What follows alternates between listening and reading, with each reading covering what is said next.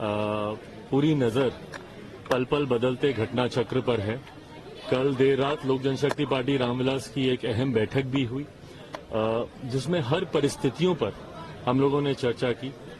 Party के द्वारा मुझे अधिकृत किया गया गठबंधन से जुड़े तमाम विषयों पर फैसला लेने को लेकर। मुझे लगता है समय की बात है, थोड़े समय में 2-4 दिन के भीतर ही तमाम परिस्थितियां स्पष्ट होंगी। भाजपा का शीर्ष नेतृत्व निरंतर हमारे संपर्क में है। आज कई कार्यक्रम पहले से ही पूर्व निर्धारित थे आने वाले 2-3 दिन तक, जिसको कैंसिल करके आज हम अभी दिल्ली जा रहे हैं। आज हमको कर्पूरी धाम जाना था।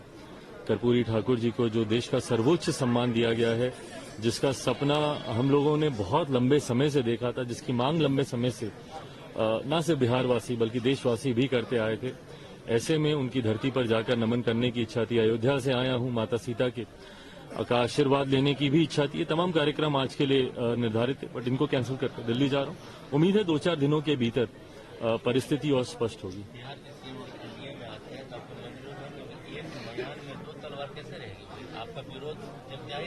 मुझे लगता है अगर मगर में अगर हम लोग उलझेंगे तो बहुत सारे प्रश्नों के बिना आधार के जवाब देना होगा।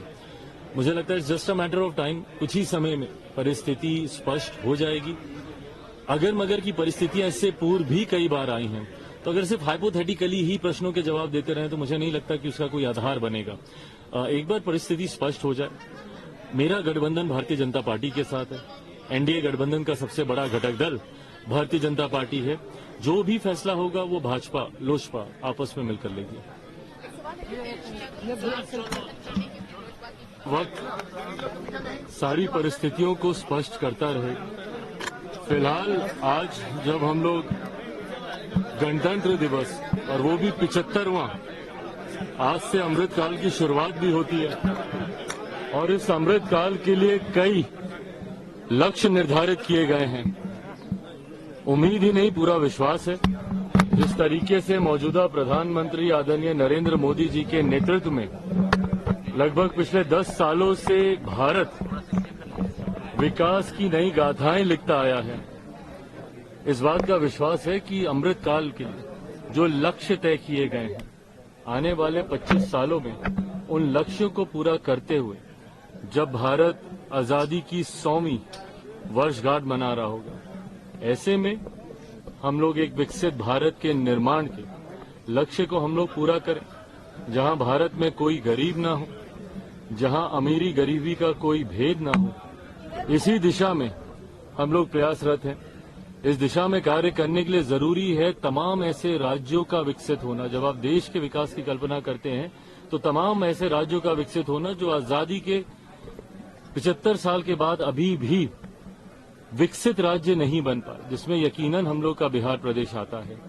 बिहार के लिए कई और ऐसे विशेष लक्ष्य और उनको लेकर संकल्पित और संकल्प से सिद्धि तक इसको हम लोग पूरा कर सके, इस दिशा में हम लोग को आगे बढ़ने की जरूरत है।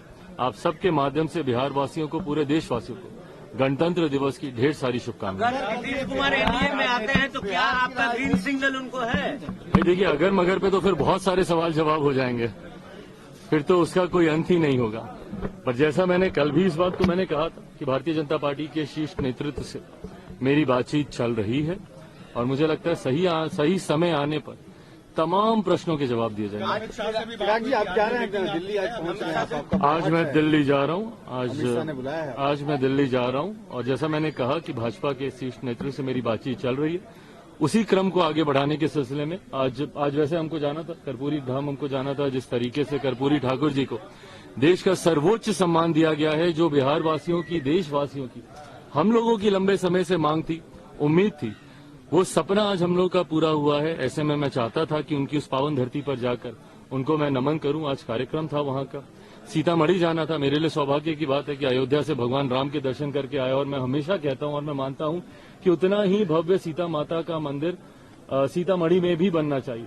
और जो कोई अयोध्या जाए भगवान राम का आशीर्वाद लेने, वो माता सीता का दर्शन करने भी आए, तो वहां पर भी मुझे जाना था। बट कुछ दिनों के लिए ये कार्यक्रम पोस्टपोन किया गया है, राजनीतिक सरगर्मियों को ही देखते हुए। नीतीश को आपने तीसरे नंबर पे पहुंचा दिया, नीतीश को तीसरे नंबर पे पहुंचा दिया, चाहेंगे यार नीतीश कुमार आपके लिए एक्सेप्टेबल है? लगातार आपने उनका विरोध किया है कभी न कभी। देखिए, मैंने कल रात से मैं इसी बात को दोहरा रहा हूं।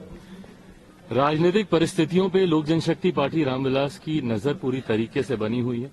पल पल जिस तरीके से घटना चक्र बदल रहा है, अभी भी काफी चीजों का तय होना बाकी है।